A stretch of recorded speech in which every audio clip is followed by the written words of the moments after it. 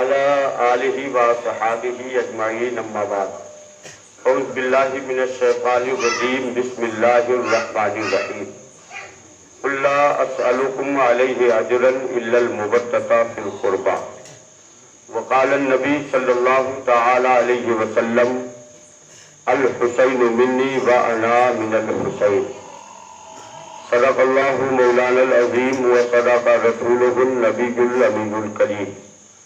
آئیے سب سے پہلے مرکز عقیدت سربراہ نبوت و رسالت اشرف الانبیاء احمد مجتبیٰ محمد مصطفیٰ فدا کا ارواحنا کی مقدس بارگاہ میں درود پاک کا ہدیہ پیش کر لیں اور محبت کے ساتھ پڑھیں۔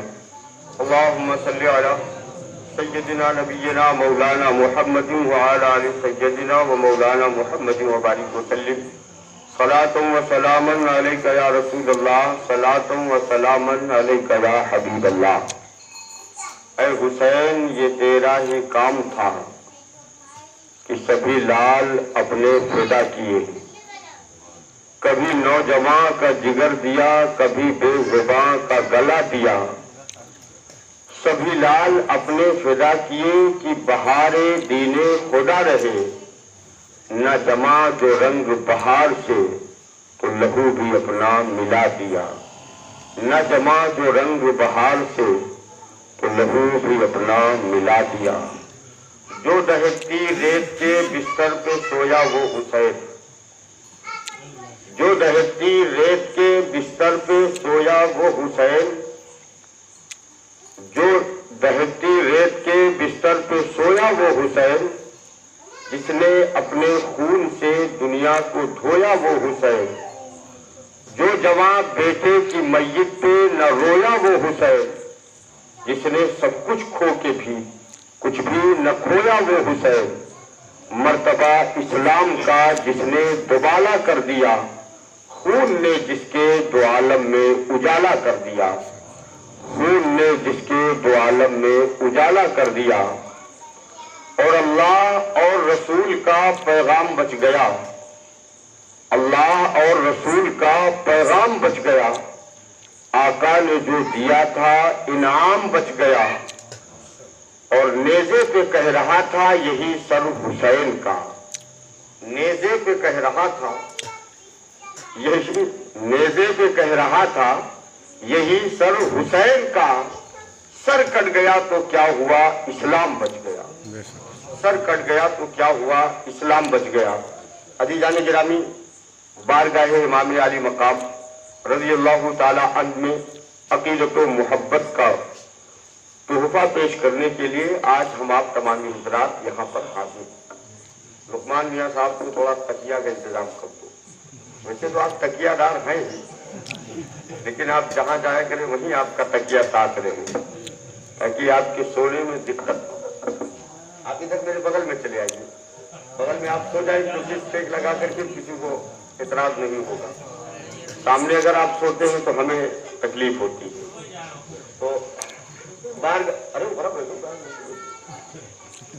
بارگاہ امام علی مقام رضی اللہ تعالی عنہ عقیدت و محبت کا خراج پیش کرنے کے لیے آج ہم اپنے اس مقدس و پاکیزہ محفل کو سجایا ہے۔ یہ ہماری آپ کی آراستگی کا ایک مقصد ہے۔ دنیا میں کوئی بھی کام ہوتا ہے مقصد سے کے بغیر نہیں ہوتا۔ آج اگر ہم نے بھی مجلس کو سجایا تو اس کے سجانے میں بھی ہمارا ایک مقصد ہے۔ وہ مقصد کیا ہے؟ تو عزیزان گرامی، امام کی بارگاہ کی نظر اور عقیدت کے سوغات جو پیش کیے جاتے ہیں تو پیارے وہ اس لیے پیش کیے جاتے ہیں کہ کل جب حشر کے میدان میں ہمارا نامہ اعمال کمزور ہو جائے، حشر کے میدان میں ہمارے نامہ اعمال کی کوتاہیاں ہو، حشر کے میدان میں جب ہمارے آپ کے پاس عمل کی کمیاں ہو اور ایسی حالت و صورت میں فرشتہ ہمیں جنت میں جانے سے چھانٹ دے رہا ہو، ہم اپنے اعمال کے دم پر جنت میں نہ جا سکے تو آقا امام حسین کی محبت یہ ہمارے ایمان کی ایک سند ہوگی، جس سند کے صدقے میں اللہ ہمیں جنتی بناتا نظر آئے۔ تو عزیزان گرامی، آج بارگاہ امام علی مقام میں عقیدت و محبت کا خراج پیش کرنے کے لیے ہم حاضر ہیں۔ یقیناً ہم ہی آپ نہیں حاضر، میرے آقا امام کی بارگاہ میں پیش کرنے والوں نے سبوں نے پیش کیا ہے. جس کو جنت کی تمنا ہے اور جنت میں جانے کی ضمانت جو چاہتا ہے اسے اولاد مصطفیٰ کی محبت کی سند دینا پڑے گا. اولاد مصطفیٰ کی سند دینا پڑے گا. بغیر اولاد مصطفیٰ کی سند کے آپ جنت میں جا نہیں سکتے. آپ میزان عمل پہ نہیں جا سکتے. حشر کے میدان ہی سے آپ کی ایسی چھٹنی ہو جائے گی. مقام محمود پر پہنچ کر آپ میرے حسین کی تعریف تو کرو گے, حسین کے نانا کی تعریف تو کرو گے, لیکن وہاں کی اس وقت کی تعریف کارگر نہیں ہوگی. اسی لیے تو بریلی کے امام نے پہلے ہی آپ کو سمجھا دیا کہ آج لے ان کی پناہ, آج مدد مانگ ان سے, آج لے ان کی پناہ, آج مدد مانگ ان سے, کل نہ مانیں گے قیامت میں اگر مان گیا. اے لوگوں آج مان لو. اگر کل بروز حشر تم کہنے لگے کہ حسین تمہاری عظمت پہ لاکھوں سلام, تو حشر کے میدان کا تمہارا عظمت کا خطبہ پیش کرنا, عظمت کا سلام پیش کرنا, یہ تمہارا کام نہیں ہے.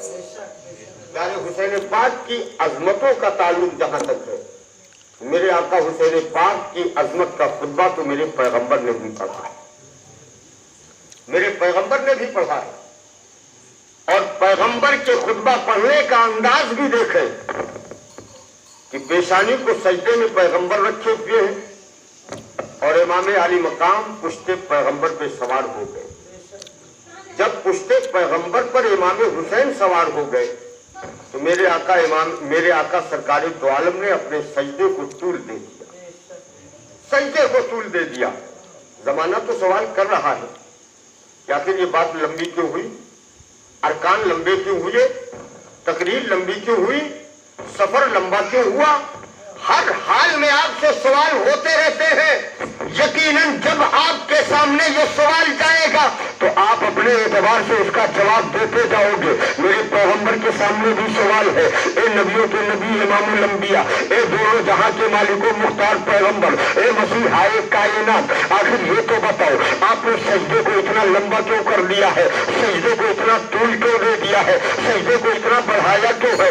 1 2 3 تسبیح سے کام چل جاتا ہے, 5 سے 7 تسبیح ہو سکتی ہے, آخر یہ 72 تسبیح تک یہ سجدہ کیوں چلا. تو میرا امام فرماتا ہے اے لوگوں یہ 72 تسبیح تک میرے سجدے کی کمالت اس لیے ہو گئی کہ میری پشت کو میرے حسین نے اپنا منبر بنا لیا ہے, اور میری محبت کو یہ گوارا نہیں کہ اپنے نواسے کو گرا کر اپنے رب کی عبادت کو کروں. اسی لیے شاعر نے کہا سجدے کو طول دے کے نبی نے بتا دیا ہے شامل نماز محبت حسین کی, ہے شامل نماز محبت حسین کی.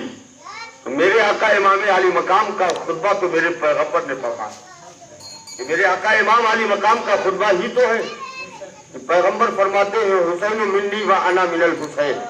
یہ خطبہ ہی تو ہے کہ اللہ کا نبی فرماتا ہے, کیونکہ میرے پیغمبر کا ایک جملہ, میرے پیغمبر کا ایک جملہ اور خطبہ کی زندگی کی پوری تقریریں سمیٹ دی جائیں تو ایک جملے کی کما حق بہت ترجمانی نہیں ہو سکتی.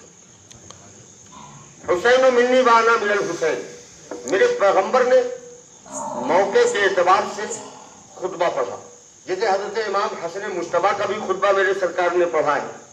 ذہن اگر حاضر رہے تو میں پیش کرتا چلوں, اگر بہت آپ کو گھر کی جلدی نہ ہو تو تھوڑا توجہ دیجیے. میرے آقا امام حسن مجتبیٰ کا بھی خطبہ میرے پیغمبر نے پڑھا. اور کب پڑھا؟ منبر پر آپ خطبہ دے رہے تھے جمعہ کا. امام پاک امام حسن مجتبیٰ حسین پاک کے بڑے بھائی مسجد نبوی میں داخل ہو گئے. بچپنے کا وقت ہے, آپ لڑکھڑاتے ہوئے چل رہے ہیں, تو آقا نے خطبہ چھوڑ دیا, دوڑ کر کے پہلے حسین کو اٹھایا, گلے سے لگایا. حسین کو گلے سے نبی نے لگایا, لے کر کے منبر پر چلے آئے. منبر پر آنے کے بعد پیغمبر نے بٹھا دیا.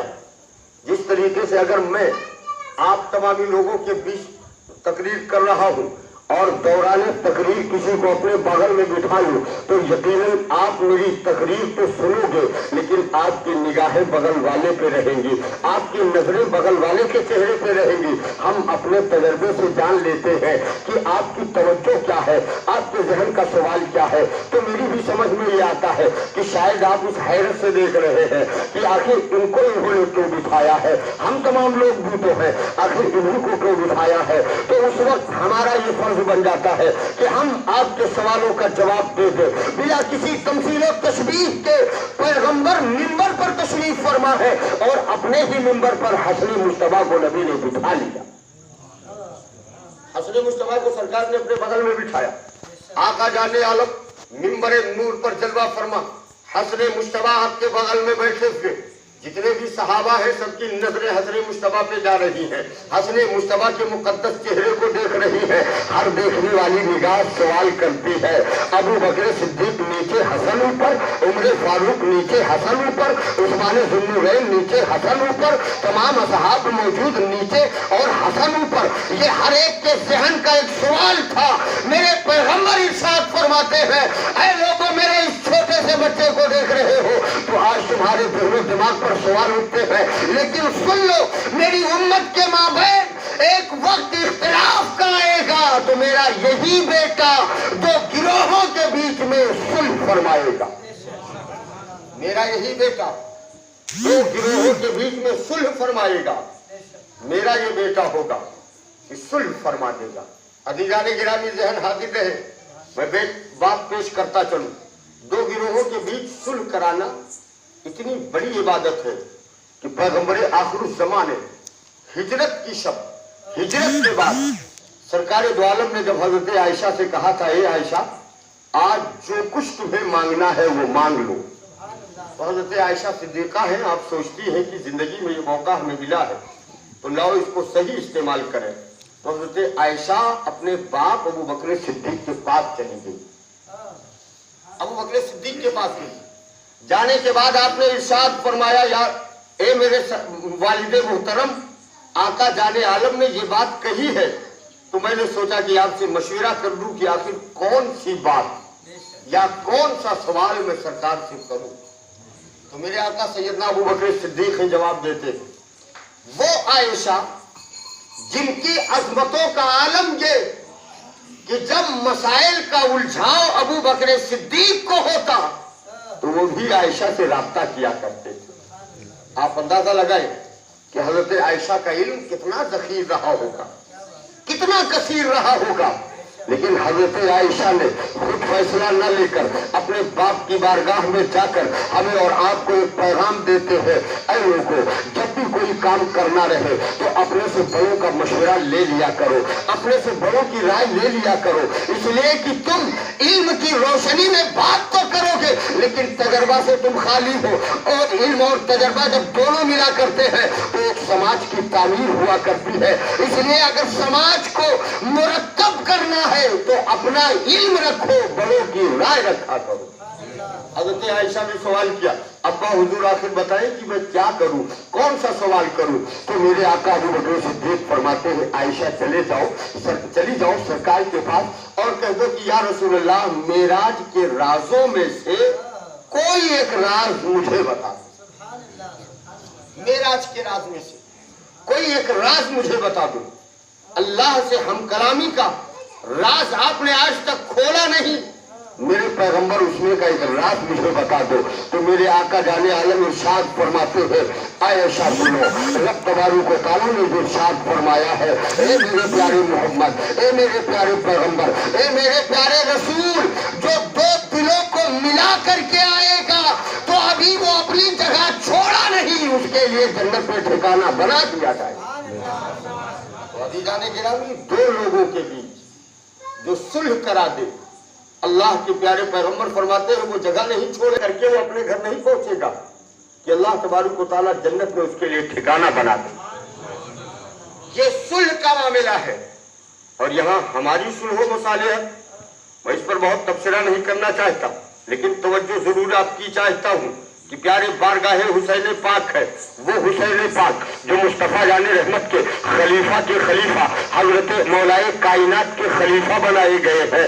آپ وقت کے تاجدار بن کر کے بیٹھے ہیں، آپ بادشاہ بیٹھے ہیں، اور اتنا نہیں، بہت مختصر بادشاہت بھی نہیں ہے، اس وقت 42 لاکھ مربع میل پر اسلامی حکومت تھی، جس میں سے آدھے کی حکومت حضرت امیر معاویہ کے پاس تھی اور آدھے کی حکومت امام حسن مجتبیٰ کے پاس تھی۔